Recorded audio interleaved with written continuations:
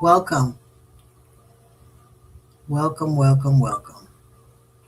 Alafia. This is Yeyefini Efunbolade with the power of you. Wednesday wearing white to secure, awaken the power of Obatala. The Odu of the year is Osameji. It says, friend kill friend, there is no pardon. And to wear white, to recognize the power that you already have. So thank you, thank you, thank you for joining me again another Wednesday. Just in the middle of the week to give you that push, that extra encouragement. So go to yeyefini.com for more information on the things that I do, that we do as a temple. Welcome, welcome, welcome to the power of you. You have the power to be great. Today, we're talking about honoring God. How do we each honor God? We all have a different way. Each individual has a way of honoring God. God that is within us, that God that we is outside of us, God that we honor by fear, God that we honor through song, through music, through laughter, through sex. There's so many ways that everyone finds the glory of God. There's no one perfect way. So today we're speaking about the glory of God. The best way to honor God is by creating a legacy. Creating a legacy. A legacy is created when we find the thing that we love and passionately embrace, develop it, and share it with others, to the world, to the community, to ourselves. Yes, a legacy is something that lives on way after you have gone. A legacy is usually created without you saying, I'm going to create a legacy. A legacy is created when you just take the thing that you know that even if you didn't get paid, you would do it. That is your ashe, that is your power. That is what you were born with. And you will travel the world, and maybe one day you just open up and say, woo, or sometimes you can have it from childhood. So a legacy is created when we find the thing that passionately, that we love, and we passionately will share it. The way to honor God is by being resilient. Be resilient, committed, and have integrity with ourselves. That's the way we honor God. And you know that if you've followed me over the years, or if you're a new person to start, you'll recognize that as an African traditional practitioner, we believe that God lives within us, and we are an extension of the divine. We have the same potential, but not the same amount of power, but we have the potentiality to be all that we will, that we will choose, because God only wants us to be happy. So everything that is available to us, the sun, the moon, the stars, the earth, fire, water, air, is God's way of assuring us that by using it, we are the representation of love, of sharing, of gratitude, of understanding that everything comes to you that is divinely yours with grace. You don't have to push and to shove people and feel it. You need to believe in God the way I do. And my way is the only way. So when we are honoring God, we're honoring that part of you that makes you know that by being kind to someone, by being sincere to yourself, by honoring the resilience and the commitment that you need to be a good person. To be a good person means that you look at others as perhaps they are a gift from God. Their words, their action brings you into a place of knowing that you are loved and you are seen and you're appreciated by something bigger than us that keeps us alive, by just air. What? That is God. And so by having integrity with ourselves, the way we have integrity is to be transparent, honest, and open with ourselves. When we are honest and transparent with ourselves, we're able to know that our imperfections can be a way of jumping into a new place. Our imperfections lay us out cold to recognize that you have choice to do it differently. And so you get another chance, you get another opportunity. Isn't our God wonderful? The God of possibility of getting it done the next time or the next time or the next time. It's not if you do it this one time, it's done. So by having integrity in ourselves and be open to yourself, then wow, I am a good person, basically. Even if I had a couple of bad days or bad movements, you surrender to the fact that you did and you choose to do differently in that moment. That's your resurrection. And so you coming back to do another, giving God its worth in recognizing that you are grateful. You're grateful to God every day that you open your eyes and you're still on this plane. By giving God thanks, you're telling it that you recognize that you have the power to be just like God, forgiving, loving, suppliant of people. So the way that we have integrity is by being just clear, open to yourself. And being transparent shows that we know the love of the divinity of the divine God that lives within us. We are divine beings. Because you can't have a monkey and give birth to a chicken. So if you are the divine creator of all of this, and it made us manifest, that's why we have divinity within us. And so the way to behave in a way that others can be inspired, or that you can be an inspiration to others, that is your legacy. That is your legacy. So the best way that you can honor God is by creating a legacy, and creating a legacy is living as an example that you know that the days that you fall from grace, you have the opportunity right then to do better. To do better, just as you are aware. That awareness is that connection to the divine and its power for us. And so your legacy is the platform that God's genius gave you as a way, as a new canvas that you're painting the picture that people will hang in their homes and in their lives. So your legacy is that when you act in such a way of the divine, and know that you're constantly perfecting it, constantly, it never ends. Every day is a new opportunity that you learn something great and good about yourself. And sometimes some shadows show up to let you know that you're not that. You're just having a moment. And so the legacy that we create is the plan that the Creator, it had for us and gave us this new canvas to print, this inspiring masterpiece that we are and we become. And that masterpiece is what people say about you, do about you after you're gone. Yes, that is legacy. So everybody, the way to get to know the juice and the perfection of the God inside of you, or who you really divine are in home, is to be a place of transparency, self-acknowledgement, self-accountability.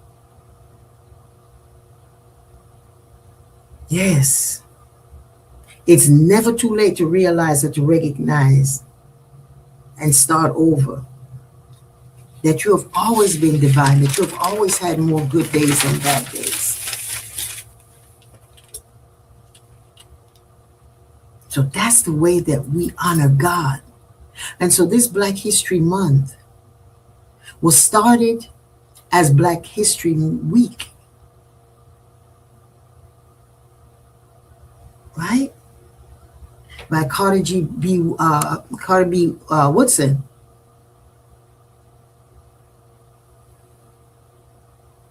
This is a man that loved history. He loved everything that he could do and read and work with. The history, period, and narrowing in as an African descendant, narrow it in and say, wait, we have a history. We come from a glorious history. We are the original, the creators of everything that we call society. We are the children of ancient Alkebulan, what is called Egypt today. We are those children. We are those people. We are the reincarnation of them. And he loved that. And he studied history. And the way to learn how to choose your battles is to know history, period, not just in a capsule. So he went on a quest of learning and knowing everything about history and said, hey, here is an opportunity for us to celebrate humanity's history, and which happens that the God in him looks like him. The God in him, the thing that honors him and let him get up in the morning when he feels broken or feels bad or he does something, the God that comes to him looks like him. And he was like, let's have a Negro History Week. And later on, it became Black History Month. What if we give ourselves permission now to have 2026 as Black History Year? We can do it. We have the right. We have the legacy. We have inherited a pattern that gave to us the ability to know that all you got to do is do it. Once you acknowledge and recognize the importance of what you're doing, follow it with passion. Be resilient and do the darn thing. So we are declaring Black History Year 2026. With the things that are happening in the world right now, our ancestors are like, yes. Our history started not with the enslavement period. That was one page of our long history. Our history began from the beginning of time, where we created libraries that still stand today with hieroglyphics on the wall, letting us know that the people with the broad noses were created with broad noses because that way they were able to breathe easy in the heat. Hey, the genius. Pyramids that they're still trying to figure out, was it extraterrestrials that made it? Was it people of another race? Baby, the truth always comes out at the end. It may take centuries, but it always comes out, because a lie is the thing that shapes form, that forms change, and you have to catch up with what they said the last time. So the facts that we created libraries, you create libraries when you have extra time, right? You don't do it when you are just trying to forge and to eat. You had enough time to put pictures of the walls of who you know your God as, pouring wine, having children, playing with children, peeling oranges and apples. That's a nation, a civilization that understood how to harmonize with nature, how to harmonize with other people, and not necessarily having to subjugate by violence, but by inclusion, welcoming, helping to develop, and saw them as younger children. When you know who you are, then you don't spend energy dehumanizing and criminalizing and making one group feel worse than the other. to make you feel good. So this is a time for us with what's going on, for us to take the opportunity to extend the Black history celebration of our entire history of the world. Not Black history, but we're focusing on it because the God in me looks like me. And the God in me practices, honors, studies the ways that our ancestors lived, ate, and related to each other. For me, that's my God. It doesn't mean that I call it one thing and another. It is the God in me, looks like me, and so I celebrate it. And so this is a time to celebrate. And it's not just for me, because as a dominant culture of civilization, a dominant civilization, we are here to shed enlightenment to other races that are not able to, or is not their way of being. And so when we intermingle and interact, we're able to get things from one to the other, and we can share. Some ways are peaceful, some other races are warrior-likes. So we use those things to become who we are, divine beings. Divine beings. So we can use a knife to kill, or we can use a knife to cut an apple. It depends on what it is and how is it that you're going about using a knife. And so this is our time. Black History Month is now officially Black History Year 2026. That's what I'm calling it. And Obatala said, wear white on Wednesdays so that we can find places where we can come together like this on the power of you or in your community to be that peace that is required, and get distracted from the noise, because the noise is going to continue. And whatever your God self says to do, do that. If it's to vote, if it's to start a school, if it's to have more activity on your social media so that the bandwidth will just pull you up. I think it's the bandwidth they call it, so that your picture and your activities will come up. This Black History Month has been popping. Every time I open it up, it's more historical things to connect us to the glory before the enslavement period, and well as now in the enslavement period. We're not survivors and we are broken. No, we are people that had 400 years in a chapter of the world civilization. So this is a time for us to see before, during, and after. How are we going to do from where we come, from where we found ourselves to where we begin? So the enslavement period, did not start by just people going and get us. There had to be a dysfunction and an imbalance of who was selling who.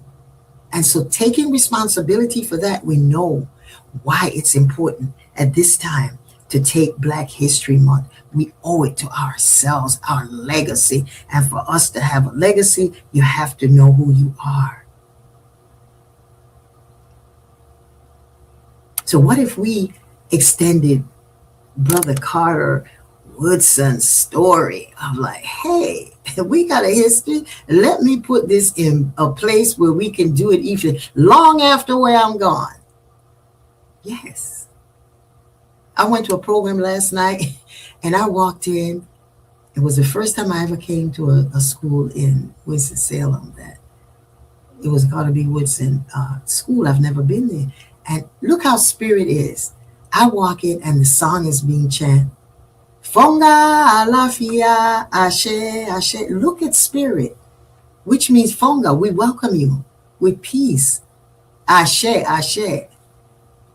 Those people don't know me. I don't know them. I just walked in and it was so beautiful. So spirit knows when to tell you, remind you, welcome, come in peace. So that's what we have to do right now, is whatever's going on out there, we come in peace. We strengthen ourselves. Keep putting those things on Black History Year. Keep putting the Black History Year. Next thing you know, we will have it as Black History Year if we feel like we need to give permission to have it, but we don't. And so get into giving yourself permission, your family permission to doing the things that will celebrate your God self. So right now we have an opportunity and obligation to use any means necessary for the preservation of the powerful historical facts of the strength, the genius, the bravery, the brilliance, the wisdom of the African descended people. It's Black History Year 2026. And watch 2027. Whoa, the foundation is just going. So what if we started it 2026 and build on that legacy? Right? We just had Chinese New Year, that the Chinese people came out with all of their traditions and say, yes, look at us. We celebrate being Chinese. Yes, we're going to have this for a year. And the reading of the year, if you look at my website, the reading of the year said, put an American flag on your ancestor altar. Yes, because this is going to be a year of celebration of what it is and who you are, and use this opportunity with some of the things that's going on. Focus, plan, organize, and worship the divine in you. So African people have powers that no matter how the decks are stacked against them, they will ultimately survive and they will thrive. So you've overcome enslavement, Reconstruction, Jim Crow, lynching, and what could be viewed in some areas as intentional organization of racial injustice and racial systems through violence. We have overcome more, but we don't remember it because it's been so long ago. It's still in our cellular memory. We remember it. This is a time where the world can tear off the bandages that have covered injustice and inhuman treatment of brown and black people. Time to rip it off. Time to rip it off. And let the truth come through like a breath of fresh air, like a new sunshine. Let's be brave as we continue to celebrate Black History Year 2026. Flood your social media with the facts that will strengthen working together, dancing together, holding ourselves accountable by being responsible to heal ourselves, and ways that only can be done by changing our mindsets about the system that we feel that we are victims. Take the power that you have. Create ways of finding how we can support each other. And by supporting and getting our strength, we're able to share with other races, with other people. But we have to come home to the healing. We have to do everything that is possible and probable for us to not have the norm to say this child was raised without a father. We have to change it. We have to go drastically and change some of the things that we have allowed ourselves to believe and to do. We have to change the narrative of what a father is, what a Black father is, and who he is. That narrative was not created by people who do not know resilience. It's created by systems. People create systems. Human beings can take it down by connecting to the divine God within yourself. And whatever your God does and feels, it is within your expression of making sure that you recognize and behave in a way that you are peace, do it. Do whatever it is. Flood your social media. Keep all of the energy active, that every time you open up another way of finding out that we're coming together, people are coming together. And this will encourage other races to recognize that it's time to accept responsibility for what has happened in the world with just history, period, and take that place of moving and being that being. This 2026, this century from 2026 to 2036, be that century where it changed everything. It changed everything. So today, that is what I wanted to share with you. This weekly meditation is a way for us, a small way for us to connect to the divine with us every Wednesday. Then it comes every Thursday, then every Friday, then every week. We find a place to sit, invoke the energy of Obatala, the energy of peace, whatever you call it. But it's the place of knowing that you are the peace that you want to see. And today, you say, today I am the peace. And if you fall short, again, you jump back on, today I am the peace. Not to state it to anyone, but to remind yourself. So I want you to celebrate and happy Black History Year 2026. It is officially started.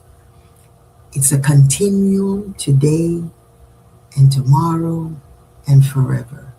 So I just want you to give yourself permission right now, before you go and flood your social media with positive things about history and how we can come together and give glory and give thanks to God and its power. Yes. I want you to take this time to just go in and connect to Obatala.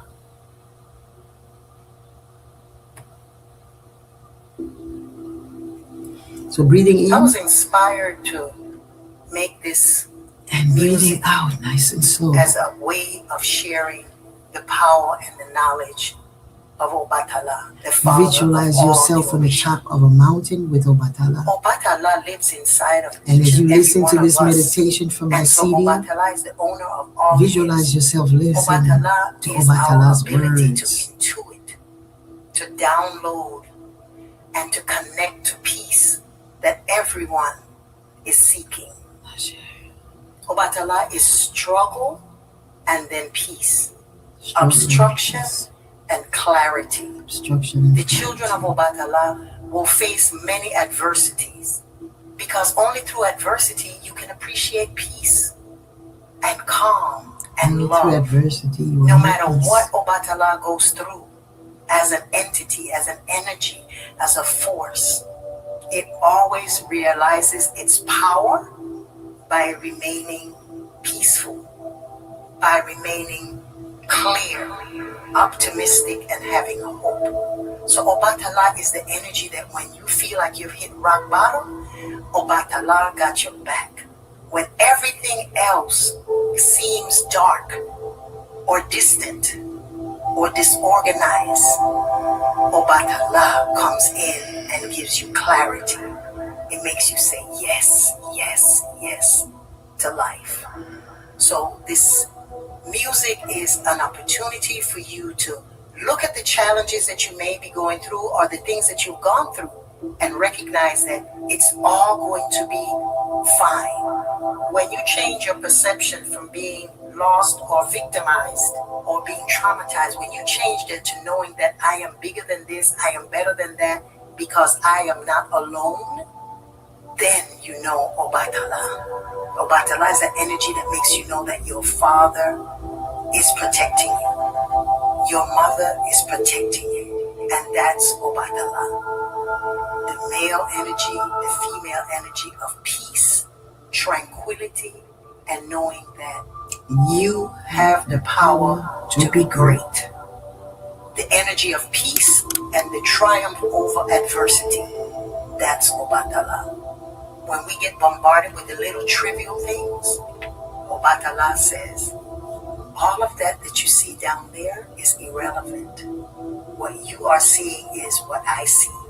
So whenever you want to connect to Obatala, sit on a mountain, sit on a hill, sit somewhere that can give you perspective that at the end of the day, it's only peace and there's only no love. Ashe.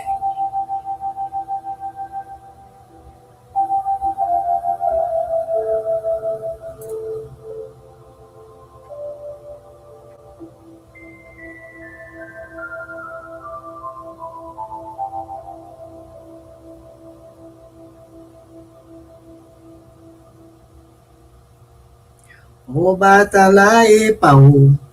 E pa obatala e pau. E pa obatala e pau. E pa obatala e pau. E pa obatala e pau. E pa obatala e pau. E pa obatala e pau. E pa obatala e pau. E pa obatala e pau. E pa obatala e pau. E pa obatala e pau. E pa obatala e pau. E pa obatala e pau. E pa obatala e pau. E pa. Have a blessed day and know you have the power to be great. Open your eyes when you're ready and come back. Join me on Yeyefini and Linktree, linktree.ee/Ask Yeyefini. Have a blessed and wonderful Wednesday, and I will see you again in your white clothes on Wednesday. Bye.